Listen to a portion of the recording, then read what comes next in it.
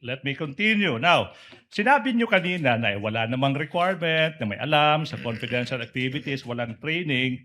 Pero hindi po ba, ma'am, na requirement sa SDO yung pagkakaroon ng common sense?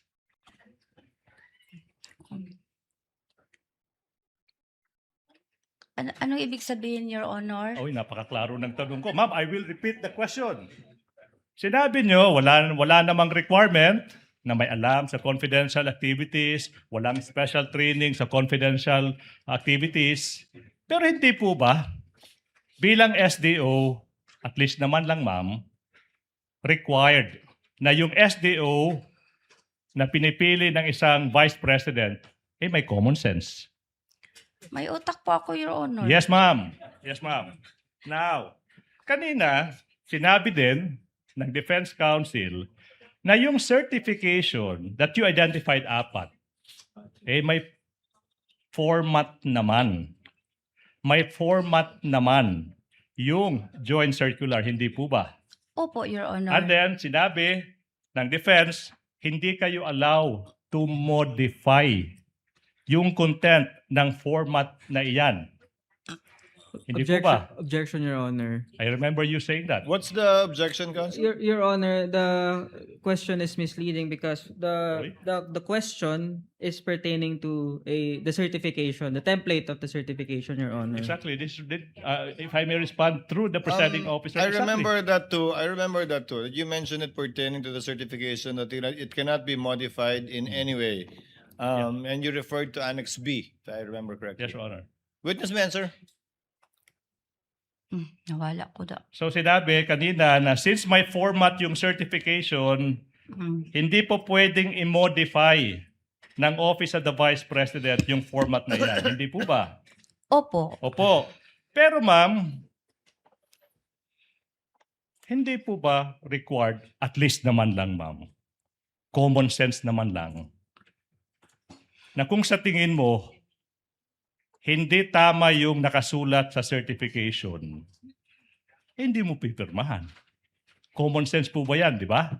Your Honor, we wait. object to the question because the prosecution is already badgering the No, witness, I'm Your not Honor. badgering. Overruled, It's Counsel. a demeaning Overruled, question, Counsel. Your Honor. That's not Overruled, badgering. Counsel. Witness may answer. Mm-mm. Ma'am Gina, dahil hindi nyo pwedeng baguhin, hindi naman nangangahulugan na pag hindi totoo yung nakalagay doon, hindi nyo pipirman. Pinirmahan nyo yan dahil sa paniniwala nyo, totoo yung nakalagay doon. Sa certification po Yes, totoo, Your Honor. Kay meron naman po ako mga documents nga gikan galing kay Colonel Lachica na security officer after po na-implement niya ang confidential operations, Your Honor. Kaya nagpirma ko, Your Honor, mo to akong isa sa gibasihan o basis, Your Honor. Your Honor, since it has been raised again, I will ask this question again. Pero paano mo nalaman na na-implement yung ng tama through the document? Sinabi mo na eh. Wala kang personal na alam eh. As an Paano answer, yun? Your Honor. Your Honor, it was raised again. That's why I have to repeat that. Witness may answer.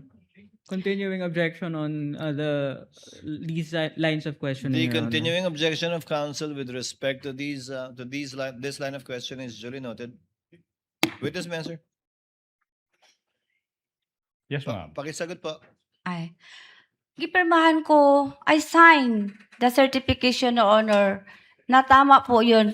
Kasi meron akong gibasihan, meron akong basis na galing po sa security officer na si Colonel Lachica, na binigay niya sa akin, Your Honor, after po matapos ang pag-implement ng confidential activities, Your Honor. Okay. Let me proceed, Your Honor. Proceed, counsel. Now, iba pa nga yung pagpipirma eh, ma'am. Common sense will tell us we will not raise our hand under oath before a notary public kung hindi totoo yung nakasulat sa certification na pinirmahan mo. Agree po ba? Totoo po yun, Totoo Your po. Honor. Okay, now, hindi po ba, ma'am, na yung certification nyo, example, January 10, 2024, hindi nga lang permado ng isang Gina F. Acosta, ito rin ay notarized ng isang notary public. Sinasabi dito, subscribed and sworn to before me this January 16. So sinasabi nyo po ba, pinirmahan nyo on one hand? On the other hand, humarap kayo sa isang notary public, pinirmahan nyo yung certification na yan, kasi yun naman yung format na binibigyan ng joint circular. Is that what you're telling the public, ma'am? Argumentative No, no. and misleading, Your Honor. There's basis to that question, Your Honor. Sustain, counsel. It's misleading. Okay, now, I will move on, Your Honor. Sinasabi mo na ikaw ay isang accountable officer, hindi po ba? Opo, Your Honor. Now, within the four corners of the joint circular, si Colonel Lachica ba, as a security officer, isang accountable officer? Argumentative, Your No, Honor, Your and Honor. ask Witness and will answer. answer. Witness will answer. It's a valid point. Dili siya accountable, Your Honor, pero siya ang gihatagan o gihatagan siya ni Vice President Sara Duterte as security officer, Your Honor, na siya ang mag-implement sa mga confidential activities sa grounds, Your Honor. Pero ako paghihapon ang accountable officer, Your Honor. All right. On this point, counsel, ma'am, may dokumento po ba kayo na nagpapakita na in-appoint ni Vice President Duterte si Colonel Lachica bilang security officer at na siya ang mag-i-implement ng confidential fund? O Meron- verbal lang po yun? Meron pong black and white papel po, Your Honor. May Na- office order po? Yes, officer order. Tama po, Your Honor. May Sorry po. kopya po ba kayo nun? Wala akong kopya, Honor, pero sa office meron. Okay. Okay, Counsel, let me your proceed. witness. So, between you and Colonel Lachica, ma'am, ikaw yung bonded. Ikaw yung may fidelity bond. Si Colonel Lachica, wala. Di po ba? Opo, Your And Honor. then sa mga dokumentong sinubitin nyo sa COA, ikaw yung nakikitang nag-disburse ng confidential funds. Hindi po ba? Gidisburse ko po sa security officer na si Colonel Lachica, Your Honor. Let me guess. Kasi siya yung appointed as security officer ng opisina nyo. Hindi po ba? Siya po ang i-appoint, Your Si ma'am, I Honor. memorized your answer na. Now, Move to strike, Your Honor. Impertinent. that's a manifestation, Your Honor. The council can make a counter manifestation. Leave it. Let it be on the record. Now, Colonel Lachica is not bonded. Ask and answer, Your Honor. Okay. Hindi po ba, or better yet, alam niyo po ba, Miss Gina Acosta, na ikaw yung maaring makulong kapag napatunayan sa isang criminal court yung crime, for example, ng plunder. Alam niyo yung gravity ng isang kaso for plunder? Ask and answer, Your Honor, not and yet. Not the yet. prosecution is badgering the There witness, was no Your Honor. Your Honor, I am testing the credibility of this witness. Overruled, Correct. counsel. Overruled. Overruled, counsel. If Oh. the witness knows, she's not a lawyer and Oh. her background is customs administration. If she knows, alam niyo po ba yung sagot sa tanong ng abogado, Ms. Gina? Hindi ko alam ang Okay, hindi mo ibig alam. sabihin yun, Your Honor. Hindi nyo alam, ma'am, na between you and Colonel Lachica, kasi Colonel Lachica ay wala namang track, walang trace sa mga dokumento. Ikaw yung po pwedeng makulong for misappropriation of confidential funds, hindi si Colonel Lachica. That question is so simple. Alam nyo po ba yan? Speculative, Your Honor. Your Honor, okay, can I explain? That's not speculative, Your Honor, please. That's not an if and when question. There's basis for that. Witness will answer. If she knows. Yes, based sa GC po, ang accountable officer po ay ang SDO. Kaya po, ako ang accountable officer, kaya I see to it na merong documents po na maibigay si Colonel La Chica after po matapos po ang pag-implement ng confidential activities, Your Honor. Okay. Kasi ako po ang magagawa ng liquidation kasi ako man po ang accountable officer, Your Honor. Okay, a few more questions, Your Honor, please. Proceed, Counsel. Now, Madam, paulit-ulit sinasabi nyo, yung certification nyo, liquidation report, base yan sa dokumento, tsaka inputs, information galing mismo sa isang tao, galing sa isang tao lang, si Colonel La Chica, hindi po ba?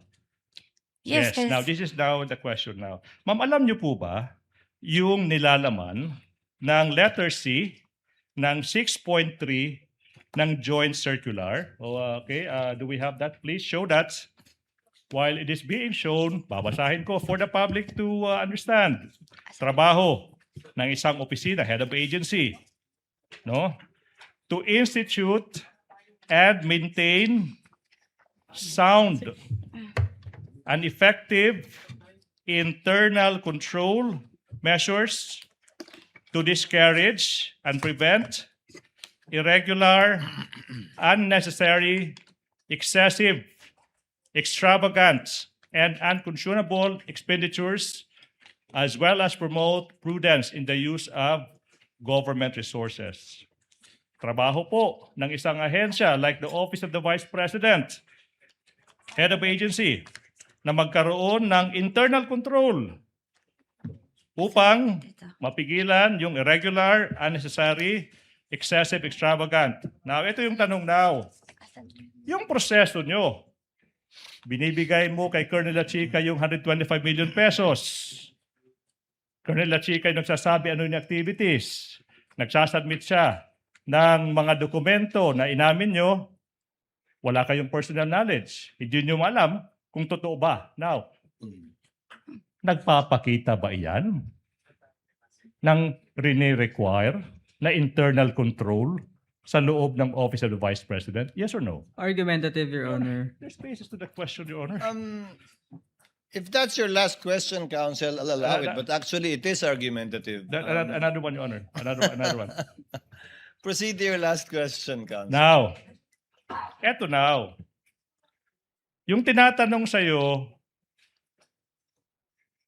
sinasabi mo, bine-verify ko naman yung mga inputs, yung mga information, yung mga dokumento galing kay Colonel La Chica. Naalala niyo po ba yan? Yes, giverify ko Now, kay security officer, Your Honor. In verifying information handed to you, delivered to you, documents delivered to you by Colonel La Chica, ma'am, hindi po ba kalukuhan na yung bine-verify nyo, yung tao mismo nagbigay ng information? Argumentative, Your Honor. Counsel, Reform Counsel, you know what I'm referring to. That's all for this witness, Your Honor.